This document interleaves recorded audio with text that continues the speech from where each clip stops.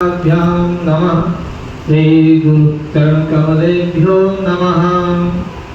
ये आज से आपका श्रीमद् भागवत महापुराणम प्रथम स्कंध प्रथम अध्याय से आरंभ होगा। ये प्रथम स्कंध सूत जी से शौनकादि ऋषियों का प्रश्न।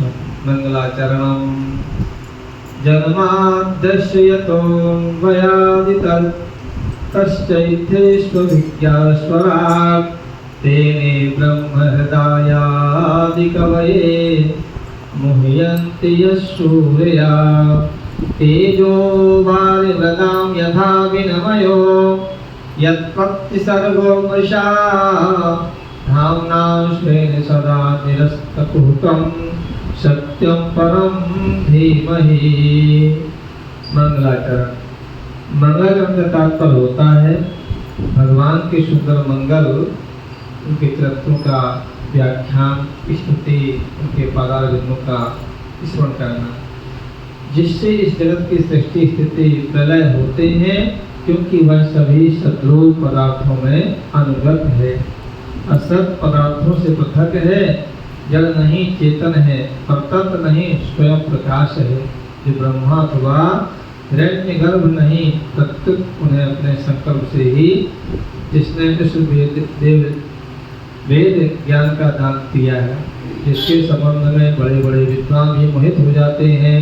जैसे तेजोमय सूर्यराशियों में जल में स्थल का, स्थल में जल का भ्रम होता है, वैसे ही इसमें त्रिगुणमयी जागृत स्वप्न सुप्ता स्वरूपा सृष्टि मिथ्या होने पर भी अधिष्ठान सत्ता से सत्वत प्रतीत हो रही है। उस अपने स्वयं प्रकाश ज्योति से सर्वदा और सर्वदा सर्वथा माया और मायाकार से पूर्णता रहने वाले परम सत्य रूप परमात्मा का हम ध्यान करते हैं। धर्मात्मज्योतितकैतवत्र परमो निर्मत्सराणां सतां वेद्यं वास्तवमत्र वस्तुशिविरं तापत्रयोन्मूलनं श्रीमद्भागवते महामुनिकृते किं वा परेदैश्वरा सद्यो हद्यवनुदित्य तत्र ततभिः शुश्रूषभिस्तक्षणां तत्क्षणात्। महामुनि व्यास देव के द्वारा निर्मित इस श्रीमद्भागवत पुराण में मोक्ष पर्यंत फल की कामना से रहित परम धर्म का निरूपण हुआ है। इसमें शुद्धता करण सत्पुरुषों के जानने योग्य उस वास्तविकता वस्तु परमात्मा का शुद्ध निरूपण हुआ है, जो तीनों तापों का जड़ से नाश करने वाली और परम कल्याण देने वाली है। अब और किसी साधन या शास्त्र से क्या प्रयोजन।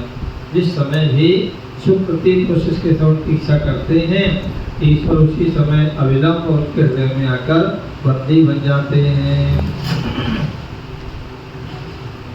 हृदय में आकर बंदी बन जाते हैं, अविलंब उनके हृदय में। अविलंब मतलब बहुत समय तक अविलंब। निगमकल्पतरोर्गलितं फलं सुखमुखामृतदिवसंयुतं पिबत भागवतं रसमालयं मुहुरहो रसिका भुवि भावुका। ये कैसा फल है, कैसा शास्त्र है, कैसा ये भगवान का ये अमृतमय वाणी है, श्रवण करें। निगम कल्पतोर दलितम फलम रस के भक्त भक्तजन, यह श्रीमद् भागवत वेद रूप कल्प वृक्ष का पका हुआ फल है। श्री सुखदेव स्वरूप तोते के मुख का संबंध हो जाने से यह परमानंदमयी सुधा से परिपूर्ण हो गया है। तोता किसी फल में चोंच मार देता है ना, और जल्दी स्वादिष्ट हो जाता है, तो इसका चोंच किसने मारा है? व्यास जी का बनाया हुआ है और सुखदेव जी भगवान का कहा हुआ है, तो ये चोंच मारा हुआ है और लगा हुआ फल। तो श्री सुखदेव स्वरूप तोते के मुख का संबंध हो जाने पर परमानंदमयी सुधा से परिपूर्ण हो गया है। इस फल में छिलका गुठली आदि त्याग करने भी नहीं है, न छिलका है न गुठली है। कितना सुंदर फल है। यह मूर्तिमान रस है। जब तक शरीर में चेतना रहे तब तक इस दिव्य भगवत रस का निरंतर बार बार पान करते रहो। यह पृथ्वी पर ही सुलभ है, वहाँ नहीं है वैकुंठ में, न पाताल में, न गोलोक में, न वैकुंठ में। क्योंकि वहाँ से जो जाते हैं ना प्राणी, अब ये वैकुंठवासी हैं, हम तो बस करके आए हैं, तो अपना पुण्य का कर्म भोग करके उतना पे जन्म लेना पड़ेगा। ये फल ऐसा है, इसे बार बार श्रवण करें, सुने, जब करें तब करें। वृंदावन बिहारी लाल की जय। नैमिषे क्षेत्रे ऋषिया सौनिका दया, सत्रम स्वर्गाय लोकाय सहस्र सममासता। अब कथा प्रारंभ होती यहाँ से, मंगलाचरण हो गया आपका। अब यहाँ से आपका श्रीमद् भागवत पुराण प्रारंभ होता है। एक बार भगवान विष्णु और देवताओं के परम पुण्यमय क्षेत्र नैमिषारण्य में शौनकादि ऋषियों ने भगवत प्राप्ति की इच्छा से सहस्त्र वर्षों में पूरे होने वाले एक महान यज्ञ का अनुष्ठान किया। कितने वर्ष से? मतलब सहस्त्र वर्षों में पूरा होने वाले। अब बताइए, सहस्त्र वर्ष कहते हैं 1000 वर्ष। और ऋषि मुनि भी 4-4 हजार की जीवित रहने वाले थे, कई तो पूरा करते थे 1000 वर्ष तक। ऋषियों ने सोचा कि हम कहाँ जगह करें, कहाँ पर अनुष्ठान करें। हम तो ब्रह्मा जी के पास जाते हैं, जो आपका नैमिषारण्य क्षेत्र है उसके बाद कहा गया है नैमिषारण्य क्षेत्र, नैमी। ब्रह्मा जी से कहा कि हे ब्रह्मर्षि, आपने सृष्टि बनाई है, आप हमें वह जगह दो जहाँ हम स्वतंत्र रूप से यज्ञ अनुष्ठान पूजा पाठ अपना कर सकें। ब्रह्मा जी ने श्रवण किया, श्रवण करके अपना चक्र छोड़ दिया। नेमी थी उसमें, चक्र में नीचे छोड़ी होती है, चक्र छोड़ दिया। बोले जहाँ ये चक्र आपका रुकेगा वहीं पर स्थान आप अपना बना लेना। परिक्रमा करता हुआ कहाँ रुका चक्र आपका? नैमिषारण्य क्षेत्र में, नैमिषारण्य वहाँ पर रुक गया, तो वही पवित्र स्थान हो गया। आज भी वहाँ पर सुंदर कथा का स्वरूप होता है, बड़े सुंदर मंदिर हैं। वहीं पर सुखदेव जी ने सबसे प्रथम भागवत सुनाई थी नैमिषारण्य क्षेत्र में। चक्र तीर्थ है। वृंदावन बिहारी लाल की जय। तायेकदा तु मुनियः प्रातुर्भूतपत्न्यः सप्तम सूतमासीनं प्रपच्यद्रिदामादरातः। एक दिन उन लोगों ने प्रातः काल अग्निहोत्र आदि कृत्य क्रिया करते हुए नृत्य होकर सूत जी का पूजन किया और उन्हें ऊंचे आसन पर बैठाकर बड़े आदर से यह प्रश्न किया। ऋषियों ने कहा, ऋषिया ऊचुहुम त्वया खलु पुराणानि शेतिहासानि गाचानगा आख्यात्यानि प्रदीतानि धर्मशास्त्राणि अन्युता। ऋषियों ने कहा, सूत जी से पूछा, सूत जी कौन है? ये भी ब्रह्मा जी के मानस पुत्र हैं। आप निष्पाप हैं सूत जी, परम भक्त हैं भगवान के।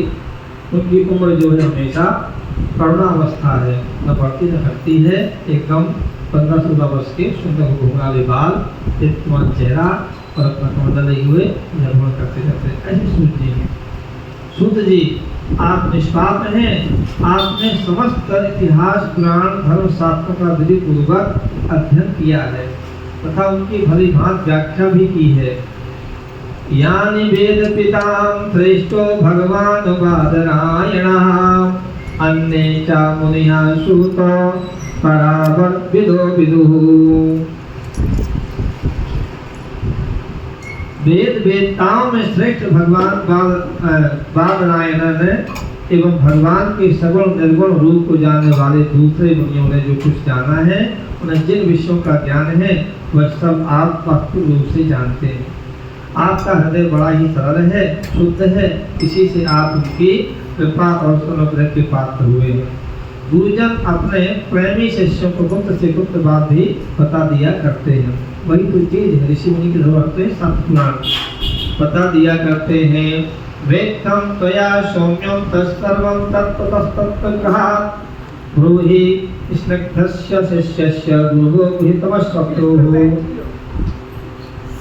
तत्राञ्जुषाश्वस्तं भवता यत् निश्चितं पुंसामेकदन्तः तेयस्तन्ना संसतित्मर्हसि। और आयुष्मान आप कृपा करके यह बतलाइए कि उन सब शास्त्रों पुराणों और गुरुजनों के उपदेशों में कलयुग के जीवों के परम कल्याण का सहज साधन आपने क्या निश्चय किया है।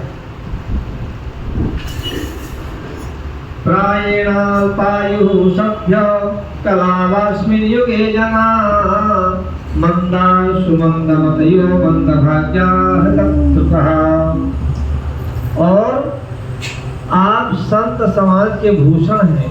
इस कलयुग में प्रायः लोगों की आयु कम हो गई है, साधन करने में लोगों की रुचि प्रवृत्ति भी नहीं है, लोग आलसी हो गए हैं, उनका भाग्य तो मंद ही है ही समझ में थोड़ी है, समझ भी थोड़ी है।